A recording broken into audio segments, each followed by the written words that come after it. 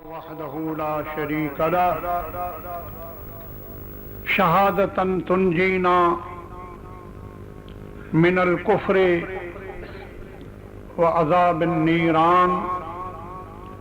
अशहदु अन्न सय्यदना व नबियना व मौलाना मुहम्मदिल मुस्तफ़ा सय्यदल इंस वल जान अलैहि व अला आलिहि व अस्हाबिहि व अज़वाजिहि व अहले बैतिहि व औलियाए मिल्लतिहि मा दामन नय्यरान। अम्मा बाद फ़अऊज़ु बिल्लाहि मिनश शैतानिर रजीम बिस्मिल्लाहिर रहमानिर रहीम। इन्नल्लाह व मलाइकतहु युसल्लूना अलन नबी या अय्युहल्लज़ीना आमनू सल्लु अलैहि व सल्लिमू तस्लीमा। अल्लाहुम्मा सल्लि अला सय्यदिना व मौलाना मुहम्मदिन व अला आलि सय्यदिना व मौलाना मुहम्मदिन व अस्हाबिहि व बारिक व सल्लिम। फ़अऊज़ु बिल्लाहि मिनश शैतानिर रजीम बिस्मिल्लाहिर रहमानिर रहीम। क़ाल या अय्युहल मलउ अय्युकुम यातूनी बिअर्शिहा क़ब्ल अन यातीनी मिनल मुस्लिमीन।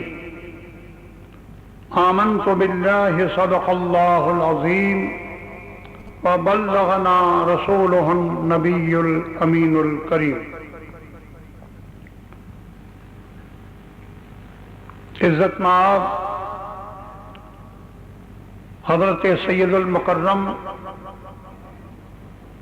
अलहाज पीर तरीक़त सैयद नजमुल हसन शाह साहब नक्शबंदी कादरी दिगर सादात किराम बिरादरानी इस्लाम अस्सलामु अलैकुम व रहमतुल्लाहि व बरकातुहू।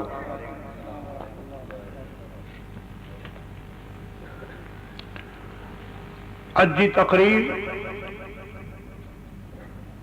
इन जो अजर सवाब बारगाहे गौसियत मआब हुजूर गौसल आज़म गौसल सकलैन पीरान पीर रोशन ज़मीर दस्तगीर सैयदना मुहय्युद्दीन अब्दुल कादिर जिलानी रज़ियल्लाहु ताला अन्हु जी बारगाहे आलिया में अजी हिन तकरीरो खिताब वाज जो नजरानों उन्हीं जे बारगाहे गौसियत में मंसूब है अने उन्हीं जे ज़िम्न में असांजे हिन मुल्क कच्छ जे मिजारा तकरीबन 200 वरे जे आस पास हिकिड़ो वॾे में वॾो आलिम दीन मखदूम मोहम्मद हाशम नगर ठठवी रहमतुल्लाह अलैह जो शागिर्द जलील हकीकत में उन ज़माने में सिंध जा महान महान उलमाए किराम में जानू जिन आलिम और रब्बानी जी शान सिंध में मुमताज़ हुई अहिड़ो हिकिड़ो आलिम दीन हज़रत मखदूम अलैहिस्सलाम जी दीन अने शरीयत से फैज़ हासिल करे वारे मोमिने में जानू हिकिड़ो सुलेमान पैगम्बर अलैहिस्सलाम जी उम्मत व शरीयत जो वली कामिल उन जी विलायत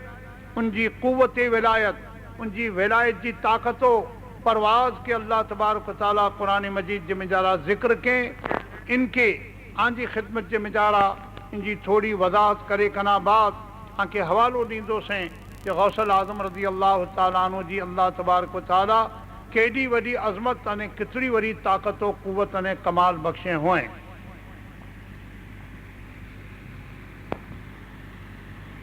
जिन आयत करीमा की तिलावत की है उनमें जिक्र है कि हज़रत सैयदना सुलेमान पैगम्बर अलैहिस्सलातु वस्सलाम खुदावंद ताला जल्ल जलालहू जेकी की अल्लाह ताला जा 1.25 लाख या कमोबेश नबी थी विया, इन्ही मिणी नबीअ में या 360 रसूल थी विया, इन्ही मिणी रसूल में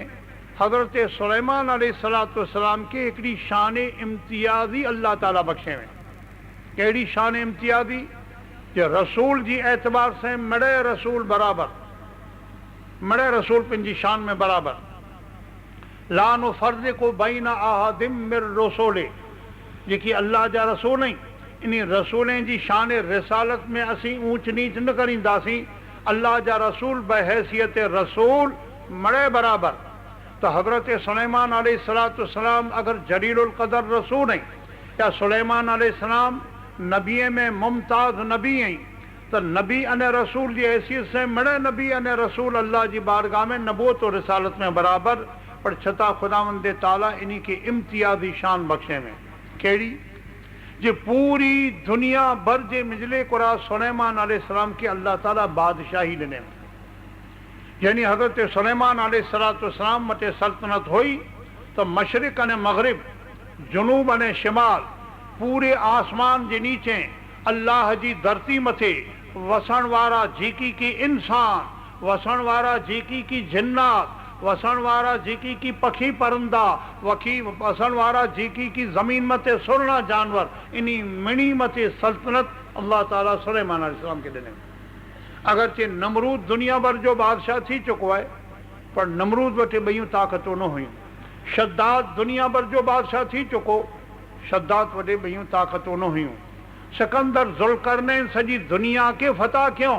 पर इन्हीं वटि ॿियूं ताक़तूं न हुयूं। हज़रत सुलेमान अलैहिस्सलातु वस्सलाम जी हुकूमत जे नेजे जे नीचे जेकी की जिन देव जितरापण ज़माने में वसें था, ये जेकी पण यानी गैबात जी जो वस्ती चवाजे थी, तंहिं मिणी मथे सल्तनत, इन्हीं मिणी मथे हुकूमत अने मिणी मथे अल्लाह ताला इक़्तिदार हज़रत सुलेमान अलैहिस्सलाम के ॾिने। हिकिड़ो सैयदना सुलेमान पैगम्बर अलैहिस्सलातु वस्सलाम जी हुक्म अने इशारे मथे तमाम पखी परंदा हुआ।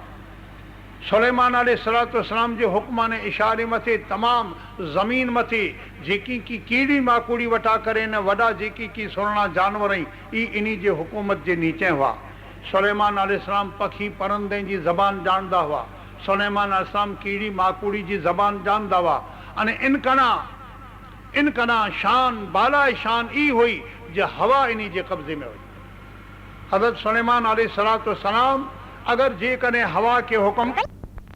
लगी थी, कॾहिं हवा ॾखण में जा लगी थी, कॾहिं हवा उत्तर में जा लगी थी। हज़रत सुलेमान पैगम्बर अलैहिस्सलातु वस्सलाम के अल्लाह ताला जल्ल जलालहू जी ॾिनेली ई ताक़त व क़ुव्वत ने क़ुदरत हुई जो अगर कॾहिं पश्चिम में जानू लगदी हुए अने ई इन हवा के हुक्म करिए तो हवा पूर्व में जा लगी। हवा की जने ने जिन टाणे ऑर्डर ने हुक्म करिए हवा वहाँ थी लगे। एडी वडी ताकत अल्लाह ताला हज़रत सुलेमान पैगम्बर अलैहिस्सलाम के ॾिने हुए। हिकिड़ो अक़ीदे जो मसलो है जहाँ जिन में हिनके बंदि करे छॾियो, हिनके बंदि करियो। मसलो है जे अक़ीदे में जे ईमान में रखजा जेकी पण अल्लाह तबारक व तआला पैगम्बर नबी अने रसूल हलाए, उन्हीं जी नबूवत, उन्हीं जी रिसालत अने उन्हीं जी पैगम्बरी जी जो शान हुई, उन्हीं जी उम्मत जा जो वली हुए। मूसा कलीमुल्लाह जी उम्मत जा वली, इब्राहिम खलीलुल्लाह जी उम्मत जा औलिया, हज़रत दाऊद अलैहिस्सलाम या सुलेमान अलैहिस्सलाम जी उम्मत जा औलिया, उन पैगम्बर जी जेडी शान, उन पैगम्बर जो जितरो कमाल, उन पैगम्बर जी जितरी अल्लाह जी ॾिनेली कुदरत, तंहिंजे मुताबिक़ उनजी उम्मत जे वलीअ खे अल्लाह ताला कुदरत ॾे थो, करामत ॾे थो। जिन नबी अने जिन पैगम्बर जी उम्मत में जेको पण औलिया अल्लाह थिया,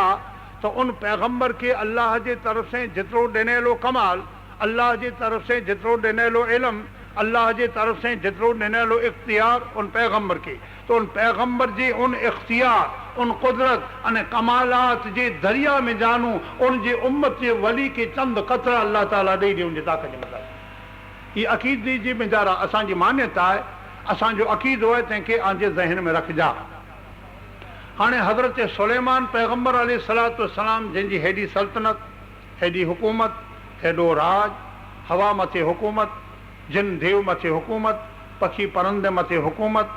त इन्ही जी उम्मत जे वली खे पण एतिरी ताक़त ॾिनल हूंदी जेतिरी इन्ही जी हुकूमत में एतिरी। हज़रत सुलेमान अलैहिस्सलातु वस्सलाम अगरचे ज़माने भर जा बादशाह हुआ, पर इन्ही जी बादशाही न हुई जी सॼी दुनिया ते झंडो लहराइणो। पैगंबर अने नबी जो राज अने सल्तनत अहिड़ी न हुई जो दुनिया भर जा जेकी की सोन जा खज़ाना उन खाणा में समेटे बेरियूं कहिड़ियूं। नबी जो ई मक़सद अने मुराद न हुई जो दुनिया भर जे मेजारा जेकी तंहिं मिणी के गूडी नीचे विझी अने उन मथे पंहिंजा घोड़ा दौड़ाइणा। ई दुनिया जे बादशाह जा कम आहिनि। दुनिया जा बादशाह यानी मुल्क के बेरो करी, ज़मीने के बेरो करी, जागीरे के बेरो करी, खजाने के बेरो करी अने पिन जो उन मथे सिर जोरी वापरी दुनिया जा बादशाह करे सघनि था। पैगंबर अने नबी इनके अगर जेकॾहिं अल्लाह ताला बादशाही ॾिने त ई पंहिंजी बादशाही से यानी माल धन दौलत बेरो करेला या मुल्क अने जागीर बेरो करेला या उन्ही मिणी के पंहिंजे पग जे नीचे रखेला या उन्ही मिणी में मौज मजा करेला। कॾहिं पण कोई नबी के जगह मथे कदम न उपाड़ींदो। पैगंबर अने नबी जो कम ई है जो दुनिया जे मिजारा जना जना इंसान वसें था, जना जना अल्लाह जा बंदा वसें था, अगर जेकॾहिं कोई इंसान ज़ालिम आई, कोई दुनिया में अहिड़ा बंदा आई खुदा के भुली विया आहीं, खुदा से नातो रिश्तो तोड़े विधो आहियूं, त नबी जी शान पंहिंजी हुकूमत अने पंहिंजी सल्तनत जे भरिसे इंसान अने बंदे के अल्लाह से मिलाइण जी कोशिशि करी। ही कमु उन्ही जो पंहिंजी राज, पंहिंजी सल्तनत अने हुकूमत जो पावर पण हिन रीते वापरी। इन ॻाल्हि खे जेकॾहिं सम्झी गिणा त हाणे असल किस्सो सम्झो कि हज़रत सैयदना सुलेमान अलैहिस्सलातु वस्सलाम पंहिंजा ई जेकी की इन्ही जा वज़ीर वज़रा हुआ, तंहिं में हिकिड़ो वज़ीर हुदहुद पखी हो। पुरानी शरीफ़ में हुदहुद जो ज़िक्र है।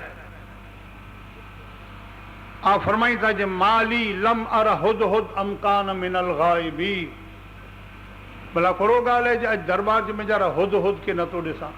हुदहुद पखी हो, हिकिड़ो परिंदो अने इन्ही जो वज़ीर हो। परंदे में पखीअ में ई हुदहुद वज़ीर। ख़ैर ही किस्सो त पंहिंजी जगह ते वॾो आहे, मूंखे त जेको मक़सदु आहे जे समय बयानु करिणो आहे त ई हुदहुद परंदो, हुदहुद पखी ई अने तलाश करे ला वियो हो जो भला दुनिया जे मिजले कोरा केॾा अहिड़ो मुल्क आहे जे जिना असांजो पैगाम न आहे पुॻो, जिना हज़रत सुलेमान अलैहिस्सलाम जी दावत न आहे पुॻी, जिना इन्ही जी हिदायत न आहे पुॻी। अहिड़ो अञा दुनिया में कोई अहिड़ो अलॻि अलॻि केॾा वावटो ने झंडो रही वियो आहे। इन जी अने तलाश करे ला वियो थी। पखी हो, परंद हो, ई फिरी करे अने सुलेमान अलैहिस्सलाम जे दरबार जे मिजले कोरा इन जो रिपोर्ट ॾिने कि मुल्क यमन है, जिन मुल्क यमन जे मिजारा लखें जी वस्ती है, उन मुल्क यमन जे मिजले कोरा हुकूमत अने सल्तनत करे वारी हिकिड़ी महाराणी है, औरत है जो उन्ही मथे राज करे थी। पर छता ई जेकी की मुल्क यमन जे मिजले कोरा वसण वारा वसें था या उ जेको औरत इन्ही मथे राज करे थी, खुदा के नथी सुञे, न खुदा के सुञे थी, न खुदा जी ज़ात से वाक़िफ़ है, बल्कि इन्ही की ठीक लगे तो कोक वञी करे न आग के मथो खोड़े छॾे, कोई चंदर के, कोई सूरज के, कोई झाड़े के। पंहिंजे गुमान से कंहिं झाड़े के खुदा मञियो है, कंहिं चंदर के मञियो है, कंहिं सूरज के मञियो है। ई जेकी की वसण वारा वसें था पंहिंजे हक़ीक़ी माबूद अने हक़ीक़ी खुदा के नथा सुञे। अने जॾहिं नथा सुञे तॾहिं इन्ही जे मिजले कोरा कई अत्याचार आई, इन्ही में कई किस्म जूं हरामकारियूं आई, इन्ही में बग़ावतूं आई, इन्ही में झगड़ा फसाद आई, इन्ही में कत्लो गारत है, इन्ही में लूट खसूट है। એટલે ही मुल्क हिन रीते फसाद अने तबाही अने बर्बादी जी रीते ही सॼो मुल्क पंहिंजी रीते बड़के बरे। ये रिपोर्ट खणी आयो। हज़रत सुलेमान अलैहिस्सलाम वीचार कयो जे जॾहिं हिन मुल्क जे मिजारा राज है, हुकूमत है, सल्तनत है अने मस्ती है, अने इन जे मिजारा जॾहिं अहिड़ो फसाद है, कोई इनमें निज़ाम ना है, कोई इनमें कानून ना है, ये महारानी रुगो मौज मजा करे अने पंहिंजी मौज मजा में ज़िंदगी गुजारे। लखे ने करोड़े जो त इनजो रुगो तख़्तो पलंगो जंहिं मथे सुम्हंदी हुई, जवाहरात से जड़ेलो पलंग ते मथे सुम्ही। त हाणे जेको राज करे वारो उनजे अने जेको से ज़हनो गुमान जे मिजारा होए जे मूंखे पूरी प्रजा मिजानू ऊंचे में ऊंची शान से कीअं आ, ई भला पब्लिक जी ख़बर करोगे नी। पब्लिक जी अने दुख अने दर्द अने पीड़ा जो इनके सदको कहिड़ो पए। इसे करे उन ज़माने में जेको ई मुल्क जे मिजारा ई जेको राणी हुई, अहिड़ो इन जो सॼो यानी वर्ताओ ई हुदुद पखी मड़े रिपोर्ट पेश कयईं जे हेड़ी हिकिड़ी औरत आहे कि राज करे थी, उनजो यानी जवाहरात जड़ियलु हिकिड़ो वॾे में वॾो उनजो तख़्त आहे अने उन तख़्त मथे ई पंहिंजी आराम करे थी, चारो तरफ़ थी अने इन तख़्त जे कई पैरादार ऐं इन जी चौकी करीनि था। એટલે ई हिकिड़ी राणी पंहिंजे आराम अने राहत लाइ करे हज़ारों तां नौकर चाकर रखी न वेठी आहे। ही हिन जो सॼो निज़ाम आहे। हज़रत सुलेमान अलैहिस्सलातु वस्सलाम के ख़्याल आयो जे इन्ही खे आऊं आहियां अल्लाह जो पैगंबर, अगरचे मूंखे अल्लाह हुकूमत ॾिने, मूंखे ख़ुदा सल्तनत ॾिने, मूंखे अल्लाह राज ॾिने, पर जॾहिं अल्लाह जो नबी ने पैगंबर आहियां त इन्ही खे दावत हलाइयां अने इन्ही खे दावत हलाइयां जे आऊं वटि दावत हलाइयां थो जे अल्लाह जी ज़ात खे मञो, ऐं अल्लाह जो रसूल आहियां, मुंहिंजे कानून खे मञो अने ऐं जेकॾहिं मुंहिंजे कानून जे नीचे रही न ज़िंदगी गुज़ारींदा त आमिजानू फ़साद निकिरी वेंदा, आमिजानू वैर ज़हर निकिरी वेंदा, आमिजानू ऐशो अशरत अने मौज मज़ा जो मादो निकिरी वेंदो। એટલે ई दावत ॾेई न हलाए जिन टाण ई दावत इन ई पखियुनि जेको हुद हुद इन हुद हुद खे अने गली जे मिले को हिकिड़ो कागर विझी ॾिनो अने चयो जे हीउ जेको कागर आहे ही महाराणी जॾा आराम करींदी उन महाराणी वटे पुॼाई। उहो पण जेको इन जो ज़बरदस्त शाही महल हो, शाही महल जे मिले को इन जो जवाहरात जड़ियलो तख़्तो पलंग हो, उन जे मिंजारा डोड़ी करे हो हेॾो पखी हुद पोइ चौन में खणी वञी न उनजे छाती ते फेगाए। महाराणी सुती वेंदी ई हाणे कागर छणियो जानेरे त केरु खणी आयो ख़बर न पई, पखी हो मिंजारा ज़रूर में दाख़िल थी कागर फेगाए न हलियो, ई निंदर में सुती न कागर छणियो, जॾहिं अखि खोली त कागर पियो आहे त चए थी जे या अयो हल मलो इन्नी उल्क़े इलैहि किताबुन करीम, ऐं अरकाने दौलत ऐं वज़ीरो वज़रा ऐं अमलदारो, मूं वटि हिकिड़ो शानदार वॾी अने इज़त वारो हिकिड़ो कागर मूं मथे फिगाए में आयो आहे। उन खे चई पूरो कंदासीं, तुंहिंजा हुकुम करियो, आंजे इशारे मथे असांजी अने जेको लखों तलवारूं तयारु आहिनि अने आंजे इशारे मथे असांजूं जानूं तयारु आहिनि, असीं मारेला या मरेला तयारु आहियूं। त ई जेको महाराणी हुई कंहिं इनखे सम्झ अने कंहिं इन जे मिजारा ॿुधी हुई, ई चेनेरो ई को ताक़त वारो बादशाह आहे जंहिंजो कागर आयो आहे। उन कागर जी शान, उनजी इबारत ही अहिड़ी सम्झाइजे थी जो कोई वॾे इक़्तिदार वारो बादशाह आहे। ले परबारो टकराइजे न, परबारो जेकॾहिं इन सां टकराव थी अने कदाच ई पंहिंजे गाम जे मिले कोरा अची करे अने जिन टाणे ग़लबो करी त न मालूम पंहिंजो नतीजो कहिड़ो अचे। पाण थोरो किन खे आज़माइनि अहिड़ी ही आज़माए जी रीति पंहिंजी रीति आज़माए। आख़िरकार हज़रत सुलेमान अलैहिस्सलाम इनखे दावत हलायो जे अगरि जेकॾहिं तूं भलाई चाहींदी हुअं तो तुंहिंजो राज नथो खपे, असांखे सल्तनत नथी खपे, राज तो वटे, हुकूमत तो वटे, निज़ाम तो वटे, फ़क़ति यानी असां तोखे पैगाम ॾियूं था ख़ुदावंदे ताला जो इन कानून जे मुताबिक़ तूं राज कर, इन कानून जे मुताबिक़ तुंहिंजी प्रजा ने रैयत जे मिजारा निज़ाम हलाए अने असांजी दावत खे क़बूल करे अल्लाह जी फरमाबरदारी कर। ही मलिका 60,000 जी फ़ौज खणी करे अने एतिरे लड़ाई लाइ करे न बल्कि वीचार करें जे जॾहिं पैगाम ॾिने, आमंत्रण ॾिने त इन जे दरबार में वञो, इन जी शान नेरियूं, इन जी अने राज नेरियूं, इन जो कमाल नेरियूं कि मड़े नेरे करे ने अगरि जेकॾहिं जिन क़िस्म जो दावो आहे अहिड़ियूं चीज़ूं ॾिसंदासीं त पोइ इन जे हुज़ूर में वञी करे अने इन जी ताबेदारी क़बूल करे वेंदासीं। 60,000 जी फ़ौज, वॾा वॾा जेके अमलदार हुआ त इन जी 60,000 जी फ़ौज खणी न रवानी थी। इन जो जेको शानदार हिकिड़ो महल जे मिले कोरा इन जो पलंग हो, तख़्त हो। क़ुरान मजीद इन जे तख़्त के अर्श चएं, क़ुरान मजीद इन जे तख़्त के अर्श चएं, या त अल्लाह ताला जो अर्श या इन जे तख़्त के अर्श चवाणो आहे। ई तख़्तो तिन जे चारों तरफ़ 12,000 चौकीदारो बीहारे मुंहिंजे इन बंगले जे ॿार सां चई इन जी नियार कजा, आऊं हियानू हाणे वञी रही आहियां हिकिड़ो लम्हो सफ़र, बादशाह ज़मान जे दरबार जे मिले फरा उनजी शान शौक़त अने तम तराक नेरणो आहे,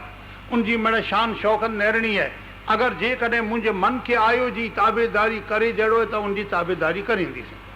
इन एतबार से यानी जो 60,000 जी फ़ौज गिनी, 12,000 इन जा जेके महल हो तंहिं महल जा चौकीदार उबियारे, उनखे झिकी हो तंहिंखे बराबरि मज़बूत ताड़ा विधे अने इहा थी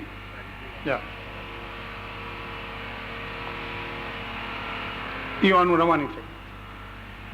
जॾहिं तक़रीबन 2-4 माइल जे फ़ासिले मथे जॾहिं पुगी, એટલે जेकी जासूस हुआ इन पखी जहिड़ा, खुद पखी जहिड़ा, इहे उहा थी बराबरि नेरींदा हिते केतिरे पंध ते पुगी आहे। ये लश्कर कितरे कितरे फासले ते आयो है, ये लश्कर कितरे कितरे दूरी ते आयो है। जने अहिड़ो लॻो दाख़िला तरीक़े पाण हेॾा लाइजे में वेठा आहियूं हेॾा, अने अहिड़ो पाण लॻे जे 62 जेतिरे पुॼी आयो ख़ासो जेको जासूस पखी परंदो जे हाणे हिते नज़दीक ते पुगाई। हज़रत सुलेमान अलैहिस्सलातु वस्सलाम की पंहिंजी नबूअत अने पैगंबरी पण वताइणी हुई अने बादशाही पण वताइणी हुई। बादशाही बतायो कुरान मजीद जी तफसीर में मौजूद है जे जेकी की इन जी अने सल्तनत अने हुकूमत जो शहर हो इन पाठ नगर जे ॿार सीम सेड़े में लगभग यानी 36 माइले में सोन जूं लादियूं डरेलियूं। ये बादशाही बतायो अगर जेकॾहिं आंजे मन में ई होए जो आंजे मुल्क में जानू असां के सोन जा टुकड़ा खणी अचना आहिनि, आंजे मुल्क में जानू दौलत खणी अचे तो असां के अल्लाह जी ॾिनल ही दौलत है जो असांजो शहर इन जे ॿारहं जेको सीम सेड़ो है तंहिंजे मेजारा 36 माइले में तो सोन जूं लादियूं डरेलियूं तॾहिं माना डरेलियूं ॾिसी करे न ऊ त हैरत में पई विया कि पावारो जेकी की यमन जो राज है इहा ने ज्यां थी पा वटाईंदासीं घोड़े ने उठे से लोगो पगे में अचीनियूं लादियूं इतरियूं ॾेई ॾी त पावारो राज इन में तुरी वई। हेॾी त इन वटि ताक़त है हिन खे दौलत नथी खपे।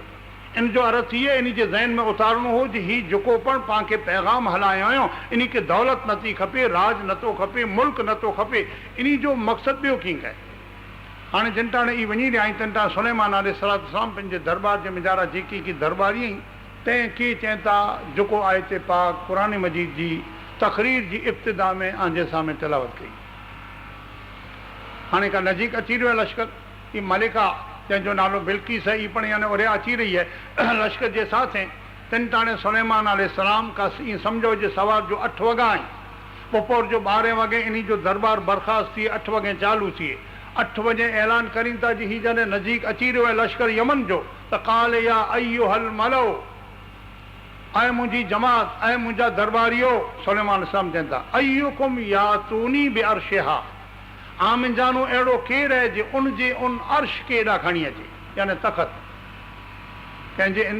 अर्शिहा यानी इन बिल्किस जेको मलिका यमन जी रवानी थी है पाण वटि अची रही है। इन जो जेको भारी बरकम तख़्त तफ़सीर में लिखियलु है जो लगभग 7 मंजिला मकान थियनि था न, एतिरी त इन जी ऊचाई हुई। चारों तरफ थी इन जा 8 दरवाज़ा हुआ अने दरवाज़े जे मिजारा दरवाज़ो तंहिंजे मिजारा दरवाज़ो अने इन जे विच जे मिजले खुरा इन जो जवाहरात जड़ेलो पलंग अने इन पलंग जेको कई अने करोड़े जी क़ीमत जो तंहिं मथे ई मलिका आराम जे साथ रात जो ॾींहं जो आराम कंदी हुई। ई हो इन यानी चारों तरफ जे इन बंद बंगले जे मिजले खुरा इन जो ई यानी पलंग।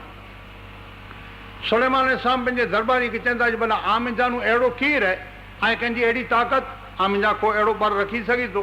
जे हीअं थी करे न उठ घोड़े जो जेको रस्तो आहे से 3 महीननि जो आहे। हू यमन में जानो असफान में जानो रवाना थिया हुआ ने एॾा बाबिल में आया थे त 3 महीने जो रस्तो त चवनि था जे उहो जेको इन जे मुल्क यमन असफान जे मिजारा इन जो जेको तख़्त आहे ई तख़्त भला आम जानो अहिड़ो आहे को बड़वान या आहे को अहिड़ो कुदरत वारो जे मुंहिंजे दरबार जे मिजले कुरा एतिरी वार में खणी अचे जे ई का हेॾा किनारे मथे पोइ पुॼी आया आहिनि ऐं वरी 8 वॻे आउं दरबार में ऐलान करियां थो 12 वॻे दरबार पूरो थिए तंहिं पहिला खणी अचे आसरो ई जे 3 कलाक में खणी अचे कियानू खणी अचे लगभग उठ घोड़े जो उन ज़माने में 3 महीने जो पंधु अने कुरे खे खणी अचे एॾो तख़्त जे 7 मंजिला बुलंद हिकिड़ो मकान थी एॾो वॾो तख़्त यानी खणी अचेला करे न को रमकड़ो होए तो अञा सम्झो जे रमकड़ो तंहिंखे जपा ते खणी आया त हेॾे छेटेनू हिकिड़ो जो तख़्त खणी अचे आम जा को आहे ई एतिरे लाइ पुछो जे मिणी में ताक़त हुई त तव्हां हिकिड़े ॿ ॼणे खे चवनि वञ था तूं खणी अच त दरबार में जेकी वेठियल हुआ अने अगरि इन में जानू दरबार मिणी वठे ताक़त हुए त तव्हां पुछा हिकिड़े ॿ ॼणे खे चवनि आई वञो त बापा ओ यमन जे मिजले खुरा आसमान में जेको तख़त आहे नी बिल्किस अची रही जो तख़त हेॾा खणी अचो त बड़े दरबार जे मिजारा ऐलान करी था जे भला आम जानो कोक अहिड़ो आहे जे जेको उहो मुंहिंजे दरबार में हेॾा अचे तंहिंखां पहिला इन जो तख़्त हेॾा हाज़िर खपे क़ाल या अय्युहल मलो अय्युकुम यातूनी बिअर्शिहा क़ब्ल अन यातूनी मुस्लिमीन। हाणे बड़े दरबार जे मिजले खुरा हज़ारों इंसान वेठा आहिनि अने हज़ारों जिन्नात वेठा आहिनि। पंहिंजे ज़हन में ॻाल्हि आहे न कि सुलेमान अलैहिस्सलातु वस्सलाम खे अल्लाह तबारक व तआला अहिड़ी सल्तनत ॾिने हुई जे जिन्नात मथे पिणु बादशाही हुई त इन जा जेकी की जिन्नात वज़ीर वज़रा ने दरबार में वेठा हुआ, ई जिन्नात वेठा हुआ, त इन जिन्नात ऐं मिंजानू हिकिड़े में लोणा फेरियो जे माण्हू जो त कमु न आहे। हेॾे दूर दराज मिंजानू भारी भरकम तख़त अने उहा थी हेॾा खणी अचणो ई माण्हू जी ताक़त त आहे न, माण्हू त न खणी सघे। तॾहिं पाण जिन्नात आहियूं जे जरावार में यानी जेको कयां थी केॾा पुॼी बि सघूं था अने डूंगर पण उपाड़े सघूं था, त पाण जिन्नात ऐं मिंजानू कॾाची अने हिमत करे न को खणी अचे ले हिकिड़े में नेरियो त ॿिया जिन्नात हुआसीं एतिरा पावर न ते रखियो, ॿिए जिन्नात में एतिरी सलाहियत न हुई, कोई जेकी की वेठेला हुआ तंहिं में जानू हज़रत सुलेमान अलैहिस्सलाम जो दरबारी हो, इन जो हुज़ूर में वेहण वारो हो, बल्कि हज़ारे में ई हिकिड़ो हो जंहिंखे सुलेमान अलैहिस्सलाम जी यानी उम्मत में विलायत ॾिनली हुई, जंहिंजो नालो आसिफ बरखिया। केरु हो? हज़रत सुलेमान अलैहिस्सलाम जी उम्मत जो वली हो अने हो इन जो दरबारी। इहे वेठो हाणे जेकी जिन्नात हुआ तंहिं में जानू वॾे में वॾो ताक़तवर जिन्नात, अरबी जे मावरे में इफ़रीत चए वॾी ताक़त वारे खे। जिन्नात आहिनि, इन जिन्नात में अलॻि अलॻि नाला आहिनि, तंहिंमें हिकिड़ो इफ़रीत जिन प्रकार खे चइनि में घणे वॾी ताक़त हुई, इहा उंगली मथे डूंगर खणी सघे थो। इफ़रीत जंहिंखे चवाइजे थो पंहिंजी हिन चीठक मथे डूंगर खणी सघे, एॾी ताक़त रखे थो ई जिन्नात इफ़रीत जी क़िस्म। त क़ुरान मजीद में इन अल्फाज़ आहिनि क़ाल इफ़रीतुम मिनल जिन अना आतीक बिही क़ब्ल अन तक़ूम मिन मक़ामिक इन्नी अलैहि लक़वियुन अमीन। यानी ई जिन्ने में जानू जेको हिकिड़ो इफ़रीतो से उथी करे अने अदब अने ताज़ीम से अर्ज़ कयईं जे जहां पना ऐं बादशाह जहां ऐं अल्लाह जा रसूल नबी सुलेमान अलैहिस्सलाम, ऐं जेकॾहिं मूंखे इशारो करियो त उहो जेको ऐं तख़्त चओ था ई बिल्कीस जो जेको मुल्क यमन जे मिजार आहे, ई एतिरी वार में आऊं हेॾा पुॼाए ॾियां त हेवर ऐलान करियो था ऐं अने 12 वॻे बर्ख़ास्त कंदा, तंहिं थी पहिला ई तख़्त खणी नाज़िर करे ॾियो। ताक़त अने कुवत जो अंदाज़ो था लॻायो। 3-4 महीने जो पंधु, हेॾो भारी भरकम तख़्त, लॻभॻि यानी 4-5-7 मंज़िला मकान थी अहिड़ो तख़्त, पर छतां यानी इफ़रीत पंहिंजी ताक़त वापरे छॾे या अगरि जेकॾहिं इशारो करियो त उहो जेको तख़्त आहे उहानू इनखे आऊं यानी 32 कलाक में पंहिंजे दरबार में हाज़िर करियां। तंहिंमें ई वाइदो करियां त इन्नी अलैहि लक़वियुन अमीन, एतिरी ताक़त में रखां थो, ढेड़े सघां थो, अने इन में जवाहरात या सोन चांदी जिकी वे तंहिंमें कोई ज़रो पण ज़ाई न थींदो, अमानतदारी। ठीक थी एतिरी बार में खणी अचे तूं अचे तेनू मोल लॻभॻि अची वञे बराबरि थी। पर हज़रत सुलेमान अलैहिस्सलाम वटि हिकिड़ो अंदाज़ो हो जे हीअ जेकी लश्कर अची रहियो आहे, हीअ मलिका बिल्कीस जेको मुंहिंजे दरबार में अचे थी, इहा एतिरा ओॾा थी विया आहिनि जे हीअ खणी अचींदो 12 वॻे, हीअ चए थो तंहिं प्रमाणे, अने ई अचींदा 2 वॻे। ऐं आसिरो खणी उन ज़माने में वॻा हुआ न, ऐं सम्झो तंहिं लाइ चवां थो जे ई अचींदा जेको हीउ लश्कर अचींदो बिल्कीस जो 2 वॻे, हीउ खणी अचींदो 12 वॻे ई, त जॾहिं ई 2 वॻे अची ने हेॾा वेही रहे मुंहिंजे दरबार में, अने पोइ तंहिं पुठियां 12 वॻे ई इफ़रीत ढेड़े ने तख़्त खे खणी अचे, त आऊं मुंहिंजी नबूवत और रिसालत जो कमाल वताइण मङां थो। ई इन जे ज़हन में न उथंदो तिनटाणे सुलेमान अलैहिस्सलाम चवनि था जी ई त घणे मोड़ो लिखाजे। हाणे जॾहिं जिन्ने में जानू पण ताक़तवर जिन ई चई जे मूं में एतिरी ताक़त है जे आऊं उनखे खणी अचां एतिरी वार में, जे आई हिते वेठाओ अंजी बर्ख़ास्त न करियो एतिरी वार में खणी अचां, मतिलबी जे 12 वॻे सूदी खणी अचां। सुलेमान अलैहिस्सलाम खे इहो वीचार आयो जी त घणे मोड़ो लिखाजे। हाणे जिन पंहिंजी छैली ताक़त वापरे छॾे, इन पुठियां कंहिं जिन वटि ताक़त न आहे, अने उहो वापरे छॾे त पोइ भला हाणे कंहिंजी मजाल आहे जी जेको इन तख़्त खे खणी अचे। सुलेमान अलैहिस्सलाम हिकिड़ी नज़र ॿई नज़र नैनी त भला आहे को इन कना वेलो ती जिन्ने जी पूरी जमात पंहिंजे कच्छी मावरे में ॾिठा हिकिड़ो बोल निकिरियो आहे, हली वेठो जे मामा घोड़ा गता आहिनि कच्छी में, એટલે पूरी जिन्ने जी जमात हथ जोड़े ने चवनि जे असांजा घोड़ा गता, हाणे असां वटां असांजो ॿार वापरे छॾियो, असां वटि की न थिए इन थी पहिला की न थिए। जॾहिं वञी जवाबु ॾेई ॾिनो, जिन्ने जी ताक़त कुवत जेकी हुई अने पंहिंजी जॻह मथी अने जेको जवाबु ॾेई ॾिने, इन टाणे सुलेमान अलैहिस्सलाम जिन दरबार में जानू हिकिड़ो इंसान में जानू हिकिड़ो वली, इन जो सहाबी, इन वटानू सोबत जो फैज़ गिनेलो जंहिंजो नालो आसिफ बरखिया, ही उथी करे अने अर्ज़ करे थो, क़ुरान शरीफ़ जी आयत बयान करे थी, वक़ाल अल्लज़ी इंदहु इल्मुम मिनल किताब। जरा इन मथे पूरो ध्यानु रखजा, पूरो अल्लाह ताला किन अंदाज़ में चए, वक़ाल अल्लज़ी यानी ऊ उथी करे ने अर्ज़ कई सुलेमान अलैहिस्सलाम जे दरबार में जे इंदहु इल्मुम मिनल किताब जे जंहिं वटि तौरात किताब जेको मूसा अलैहिस्सलाम ते नाज़िल थी हुई तंहिंजो इल्मु हो तौरात जो जंहिं वटि इल्मु हो ई तौरात जी इल्म वारो से उथी करे ने सुलेमान अलैहिस्सलाम जे दरबार में अर्ज़ करे थो कोरो चए थो क़ाल अल्लज़ी इंदहु इल्मुम मिनल किताब अना आतीक बिही क़ब्ल अन यरतद इलैक तरफ़ुक जे आऊं आंजे बारगाह में ऊ तख़्त जेको आहे ई एतिरी वार में खणी अचां जंहिं अख खे ही बंदि करे न खोलियो एतिरी वार में खणी अचां कला कंहिंजो सवाल ई न आहे क़ब्ल अन यरतद इलैक तरफ़ुक हीअं करे न हेतिरी वार हीअं करे खोलियो त तख़्त खणी अचां जेकी जिन आहे उनखे त पगर वरी आहे जेतिरा जिनवान पगर मन में वीचार कयो जे असीं त कला कंहिंजो छेट थियो थी ही नेरो त खरा आख़िरकार जिन जी ताक़त अने इंसान जी आहे त इंसान अने ई एतिरी वार में खणी अचे तॾहिं हाणे अञा इन में ई ॿई ॻाल्हि नेरो जे ई जेको अर्ज़ु कयो वञाऊं खणी अचां इन जो कॾहिं बि तख़त ॾिठेलो न आहे इनखे इहा ख़बर न आहे इन वटि भूगोल अने जोग्राफिया न आहे जे भला सुना केॾां केॾा असांजे यानी जेको अॼुकल्ह जी रोशनी जी दुनिया में त वसूं था असांखे ख़बर आहे जे भला दुबई केॾां असांखे ख़बर आहे जे जिद्दा केॾां असांखे ख़बर आहे जे लंडन केॾां असांखे ख़बर आहे जे अफ्रीका ख़बर आहिनि असांखे हींअर ख़बर आहे अहिड़ा मुंहिंजा वीचारा अञा पिणु घणे हूंदा जो उन खे यानी नाले जी ख़बर न हुई केरु केॾां हाणे जंहिंखे ख़बर ज न हुई जे केॾां उनखे चओ जे भला उहानो खणी अचु उनखे कीअं ख़बर पए जे केॾां आहे तॾहिं अर्ज़ु करे वारो चइजाऊं खणी अचां त भला एतिरो त पुछे सुलेमान अलैहिस्सलाम खे जाऊं खणी अचां थो ई आंजो इन हुकुम जो पालन हैवर करियां तो मूंखे निशान त वताई जा जे किन ॾिस मथे केॾां आहे ई हेॾो वॾो शहर आहे तंहिंजे वीचारा ई इन जो तख़्त आहे से किन एरिया में किन विभाग में ई कीअं पण नथो पुछे परबारो ईंज चए थो जे अगरि हुकुम करियो तव्हांजी अखि जो यानी ऐं पलक झपकियो एतिरी वार में आउं उनखे खणी अचां त फ़क़ति ई ट्राई न हुई जे भला पुछी नेरियूं बल्कि सुलेमान अलैहिस्सलाम चवनि था जे भले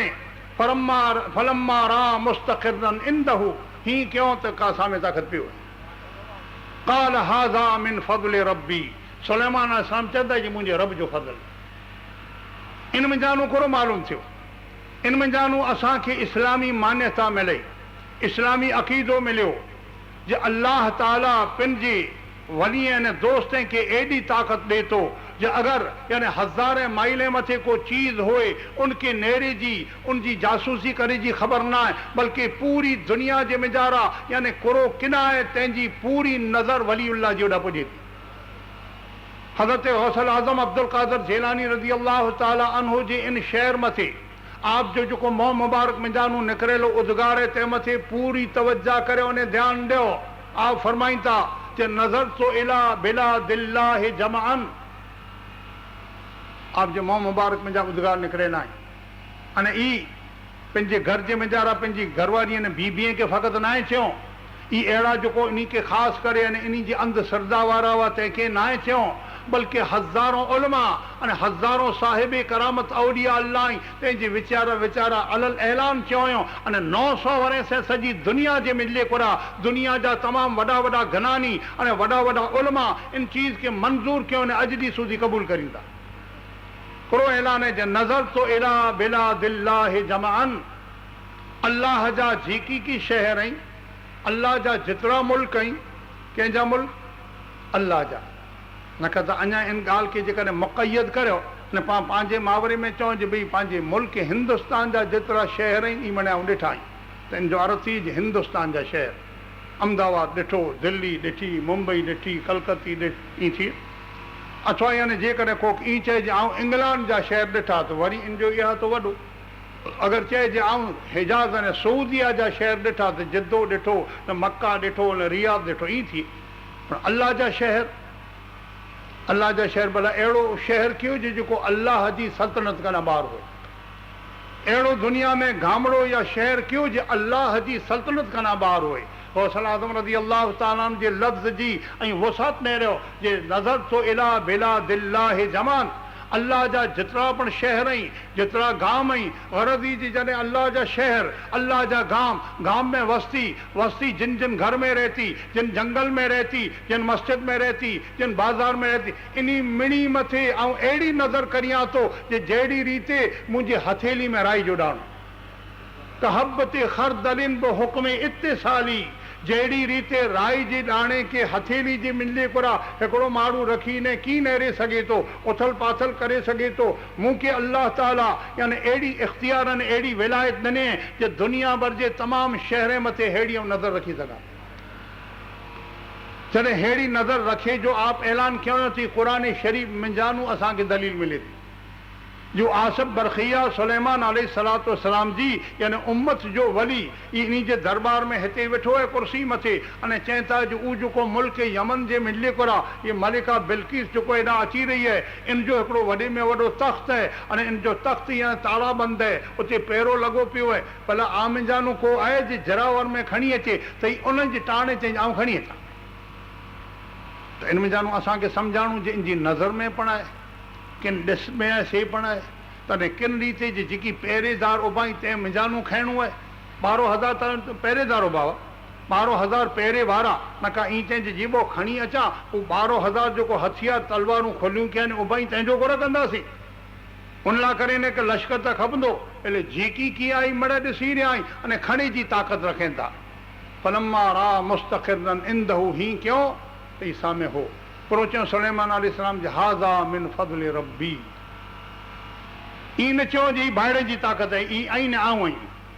जरा जेकॾहिं पां वटि यानी जेको पैसो अची वियो या अक़ल अची वियो या बुद्धि अची वई या ज्ञान अची वियो या पावर अची वियो त यानी जरावार में ख़ुदा जी ज़ात खे भुली वञो उनजे इनाम खे भुली वञो उनजी महिरबानी खे भुली वञो ऐं छाती ठोके ने चवनि था यानी यादि रख ऐं मुंहिंजी त थियोसीं तो त हर खेड़े छॾींदोसीं हिन यानी जेको मुड़ुसु मुछियारे खे त सुञाती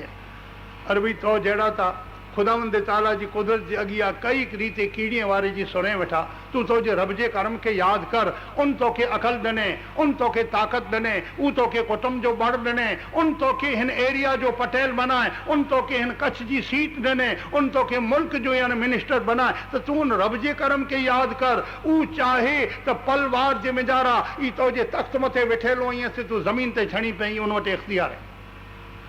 ऊ चाहे तेन जेको से तोजी तक़दीर खे ऊंची सही करे सघे त लिहाज़ा अल्लाह जा नबी अने पैगंबर असांखे ज़हन ॾींदा कि जेको जेको आंखे नेमत मिले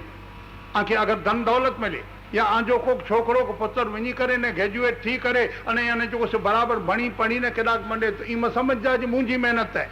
ई समझ जा जी यानी मुंहिंजी तक़दीर आहे ई समझ जा जी मुंहिंजो कमाल आहे ई समझ जा जी अल्लाह जा करम आहे ऐं ई आजे ज़बान में जानो रुगो मकड़ जा दिल के मञाई जा जे अल्लाह जो फज़ल है ऊ अगर चाहे तो मुंहिंजा काकाई बा या मुंहिंजा ॿिया कई कुटुंब वारा उन्हीं जा छोकरा से चोरियूं करी वेठा उन्हीं जा छोकरा बांठा खै वेठा उन्हीं जा छोकरा यानी आडी अवरी ज़िल्लत में था मुंहिंजा अगर पुत्र जेकर मंज़िल ते पुगा तो उनजी महिरबानी न आहे ई असांखे ज़हन ॾिनल आहे जे ऐं अल्लाह जे एहसान के मुबल जा सुलेमान अलैहिस्सलातु वस्सलाम जहिड़ो हिकिड़ो वॾे में वॾो शानदार शहनशाह आज़म अल्लाह जो नबी अने रसूल पण हुआ जेके ख़ुदावंद ताला जहां भरजी मिजारा बादशाही ॾिने में अहिड़ो जिन टाणे मंज़र आयो तिन टाणे चवनि था हाज़ा मिन फज़्ल रब्बी ही बोल त असांखे मिलियलु आहे लॻभॻि असांजे केॾा दुकान मथे घर मथे गणखेड़ लिखूं था हाज़ा मिन फज़्ल रब्बी असीं लिखूं था न हाज़ा मिन फज़्ल रब्बी लिखूं था घर मथे लिखियो पियो दुकान मथे लिखियो पियो घणे वारा कंहिं वाहन मथे लिखियो पियो पोइ उन घर जे मिजारा कॾहिं को ढोरी न नेरे पोइ फज़ले रबी जो हिकिड़ो बि मंज़र न हुयो ॿार रुगो यानी असांजी ठगाई थी त न लिखियो पियो ही रब जे फज़ल से आहे ॿार वारो नेरे मन में वीचार के जे मिंजारा जेकॾहिं ढुरंदासीं मड़े मुसल्ला विछाए में सजदा कंदा हूंदा मिंजारा वियासीं मड़े ख़ुदा जो कलाम पढ़ंदा हूंदा मिंजारा वेंदासीं त रुगा ग़रीब ऐं खे यानी दान ॾींदा हूंदा मिंजारा वेंदासीं त ख़ुदा खे संभालींदा हूंदा त मिंजारा कदम रखियो त तव्हां यानी न मालूम मिंजारा हिकिड़े खून में यानी जेको से थोरियूं यानी छोकिरियूं जुआ पियूं करी हिकिड़े खून जे मिले घुराई यानी जेको से ॿिया ऊंदा सां गिला ग़ीबत पई थिए अञा मिंजारा वियो त तंहिंजे साहिब मिंजारा ऊंदा सूंदा पिया कमु थिए भुले चुके बि ख़ुदा जो नालो न गिना जंहिं बहुत मथे लिखियो हाज़ा मिन फज़्ल रब्बी ई त लॻभॻि आउं दानिया थो थियां सूदी यानी जेको से असीं ग़लति उपयोग कयूं था अल्लाह जो अगर जेकॾहिं फज़ल से होए त इन घर जे मिजारा असांजो वलण ऐं अमल पर ख़ुदा जे फज़ल से हुअणु खपे। ख़ैर, हाणे इनमें हिकिड़ी अञा ॿई चीज़ सम्झिजी आहे। पंहिंजे ज़हन अगरि सवाल करे त पंहिंजे अक़ीदो ने मान्यता अगरि सवाल करे त ई सम्झिजो जे हज़रत सुलेमान अलैहिस्सलाम जॾहिं इन खे ज़रूरत हुई जॾहिं उहो बिल्किस मालिका पंहिंजी जाहो जलाली जे साथ हेॾा अची रही है अने उनखे पंहिंजो कमाल वताइणो आहे नबूअत जो कि उहो अचे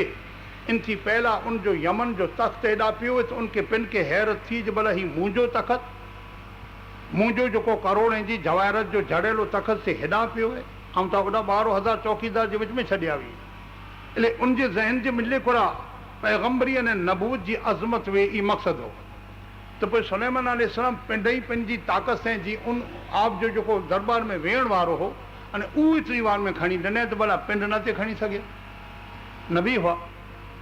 असांजे ज़हन में हिकिड़ी ॻाल्हि हो बि पिंड भला इशारो कयूं त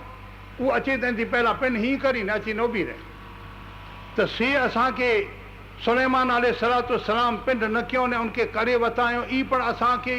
ईमान अने अक़ीदे में ॻाल्हि ॾिनैली आहे जे ई त अल्लाह जे वली जी ताक़त है, बसि अल्लाह जे नबी जी ताक़त जो अंदाज़ो लॻाई आहे। जॾहिं वली जी ताक़त है उन सुलेमान पैगम्बर जी उम्मत जे वली जी ताक़त है त भला इन अल्लाह जे वली जी ताक़त ही हूंदी त नबी जी ताक़त किथे हिकिड़ो। हाणे अञा हिकिड़ो ॿियो ज़हन गंजा ई उनटाणे क़ुरान मजीद जी आयत जा लफ़्ज़ ईअं ई त वक़ाल लज़ी इंदहु इल्मुम मिनल किताब, यानी उन उथी करे ने अर्ज़ कयईं जे जंहिं वटि किताब जो इल्मु हो। अल्लाह ताला किन अंदाज़ में बयानु कयईं जो उन उथी करे ने सुलेमान अलैहिस्सलाम वटि अर्ज़ कयईं जे आउं पल वार में जो अख जो पलक झपकियो एतिरी वार में उहो तख़्त खणी सघां थो बि केरु त नालो न आहे गिनाणो जी भई इफ़रीत या आसिफ बरखिया या नालो न आहे गिनाणो जे सुलेमान अलैहिस्सलाम जो हिकिड़ो मंज़ूर मक़बूल हिकिड़ो सहाबी नालो न आहे गिनाणो जे इन जो उम्मत जो वली। अल्लाह ताला इन अंदाज़ में चयईं जे जंहिं वटि किताब जो इल्मु हो। इन में ॼाणूं सम्झाणो जे अल्लाह जी किताब जो इल्मु उहो पावर रखे थो, अल्लाह जी किताब जो इल्मु उहो पावर रखे थो जो दुनिया भर जा जिन भूत जंहिंजे अॻियां सिजदा करी। अॼु ताईं यानी जेको असांजी गफ़लत अने असांजी ला इल्मी अने असांजी जहालत अने असांजी बेअमली इन हद सूज़ी यानी जेको असां मथे ग़ालिब आहे जे अॼु माकूड़ी पण असां लाइ करे सीं बनी न वसे। अॼु जिनबूत जॾां नहरो तेॾां कहिड़ी ख़बर जी यानी जिनबूत पंहिंजे मुल्क में ॼाणूं निकिरी ने असांखे सतायल असांजे जाड़े में वेठा आहीं या असांजे घर में ढुरिया अचनि था। जिॾां नहरो नंढो वॾो यानी जिन बूत कॾां घबरायलो, को चए थो जे हियानू यानी जेको वाट आहे जिन जी, को चए थो जे हिन घर जे मिले कुरा यानी सॼी जिन जी क़ौम सॼी यानी कुटुंब से रहे थी, को चए थो हियानू। एले ही जिन ही जेकी देव अने भूत इन हद सूज़ी अगरि हूंदा कहिड़ा न हूंदा कहिड़ी ख़बर, पर हिन सूज़ी असीं इन कॾां दिरजी रहिया आहियूं। यादि रखो ऐं ईमानदारो, अगरि जेकॾहिं आं वटि अल्लाह जी किताब जो इल्मु हुए त आं वटि जिन जेतिरा ई असांजे क़दमे में सर झुकाए। अञा ॿई ॻाल्हि सम्झा, ई जेको सुलेमान अलैहिस्सलाम जे दरबार में उभी करे अने जेको अर्ज़ु कयईं इन वटि किताब जो इल्मु, कई किताब क़ाल लज़ी इंदहु इल्मुम मिनल किताब, कई किताब जो इल्मु हो। क़ुरान मजीद त नबी अकरम सल्लल्लाहु अलैहि वसल्लम मथे हुज़ूर दुनिया में तशरीफ़ गिनी आया तॾहिं नाज़िल कई। सुलेमान अलैहिस्सलाम जे ज़माने में कई किताब हुई जंहिंजो इल्मु हो त तौरात जो। सुलेमान अलैहिस्सलाम तौरात शरीफ़ मथे आप अहकाम जारी कंदा हुआ अने तौरात शरीफ़ जी तिलावत कंदा हुआ त तौरात जेको मूसा कलीमुल्लाह मथे उतरेली हुई तंहिंजो इल्मु इन आसिफ बरखिया वटि हो। जॾहिं तौरात मूसा कलीमुल्लाह मथे नाज़िल शुदा किताब अने तंहिंजो इल्मु इन वटि अने तंहिं में हेॾी ताक़त त लखों तौरातूं जंहिंजी बिस्मिल्लाह में दाख़िल थी वञे इन क़ुरान अज़ीम जी इल्म जी ताक़त कोरम लिखंदा। नारे तकबीर, नारे रिसालत। लखों तौरात, लखों इंजील, लखों ज़बूर, क़ुरान मजीद त सॼो क़ुरान आहे पर हिकिड़ी बिस्मिल्लाहिर रहमानिर रहीम में गुम थी वञे। एॾी शान वारी, एॾी इज़त वारी, एॾी फैज़ वारी, एॾी बरकत वारी किताब जे इल्म जी ताक़त खे कोरो लेखींदा। पर असांजी मुक़द्दर असीं यानी जेको सही असांजी अल्लाह जी मुक़द्दस किताब असां वठी आहे, असांजे मस्जिद में पई आहे, असांजे घर में पई आहे अथवा असांजे मदरसे में पिणु हूंदी हिकिड़े असांजे बच्चे जे बगल में आहे पर फ़क़ति असीं यानी इनखे चुमे पूरतो अगरबत्ती खवाए पूरतो या इनखे यानी जेको से मान ॾेई करे रखे पूरतो रखियो आहे। इहे क़ुर मजीद यादि रखो जो फ़क़ति जेकॾहिं इनखे रुगो चुमी रखी ॾींदासीं या इनखे अगरबत्ती करे न रखी ॾींदासीं त कमा हक़ हू जेको इन जो हक़ आहे असीं अदा न कयो, इन जो हक़ अदा न कयो। हैवर ऐं कंहिं पण यानी हकीम के डॉक्टर वठी वञो अंजी तबियत जा यानी ॾोह बि जेकी दर्द अने ॾोह हुयसि उनखे वतायो उहो एक्सरे करींदो, तंहिंखां बाद यानी सोनियोग्राफ करींदो, एंजियोग्राफ करींदो, लेबोरेटरी करींदो, मड़े नेरे करे अने पोइ आला करे न उन निदान खे निदान जे मिले कोरा इंजेक्शन जो कोर्स लिखें, पोइ गोरियूं लिखें, पोइ सीरप लिखें, मड़े अहिड़ो लिखी न हिकिड़ो एॾो पन्नो ॾिना। हाणे जेकी पण नेरे तपासे बीमारी मर्द सम्झी करे अने हीअ जेकी आंखे लिखी न ॾिने त हीअ जेकी पन्नू लिखी न आंखे ॾिने इन पन्ने खे ऐं रोज़ु सुबुह जो न असांजी अगरबत्ती करियो, इनखे यानी जेको ख़ुशबू अने अंतर लॻायो, इनखे यानी जेको ऐं अखियुनि जे मथे रखो, मथे ते रखो। अंग्रेज़ी बणियो त डॉक्टर जी लिखियलु अंग्रेज़ी खे वाचे वाचे न जूमे वठा कि हिन जे मिले कोरा यानी हीअ इंजेक्शन शरीफ़, हीअ गोरी शरीफ़, हीअ शरबत शरीफ़ रोज़ु इनखे यानी इन रीते वाचियो वेठा, पढ़ो वेठा, छाती से लॻायो वेठा, अगरबत्ती करियो वेठा ऐं खपे त यानी 12 महीना ईअं करी जा क़बर में हलिया वेंदा पाण खे फ़ाइदो न थींदो, कॾहिं फ़ाइदो थींदो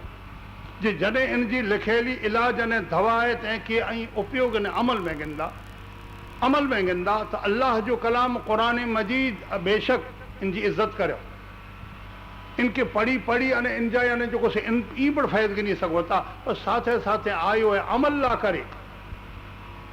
करे आयो है। इसलिए इन एतबार से अल्लाह जे कलाम क़ुर मजीद जी इज़्ज़त व अज़मत व शान इन रीते ओळखजा जे जॾहिं तौरात जो जंहिं वटि इल्म हो अने तौरात जे इल्म जे पावर से जेको हेॾो मड़े कमाल करे न वताए त इन एतबार से हुज़ूर गौसल आज़म महबूब सुबहानी पीराने पीर दस्तगीर सैयदना अब्दुल कादिर जेलानी रज़ी अल्लाह तआला अन्हु जी सीरत, इन जो जीवन चरित्र, इन जी हयात तय्यबा मथे जेकॾहिं ऐं सुहावना या ऐं केॾा यानी जेको सो उलमाए किराम वटानो बयान सुहावना या नेरा होना त जरा आंखे इन जो सरवाड़ो ने अंदाज़ो त हूंदो जे 91 वरे जी आप जी मुबारक हयात ज़िंदगी में मां जे पीठ वटा करे ने इन क़ुर मजीद जो इल्म पढ़िया।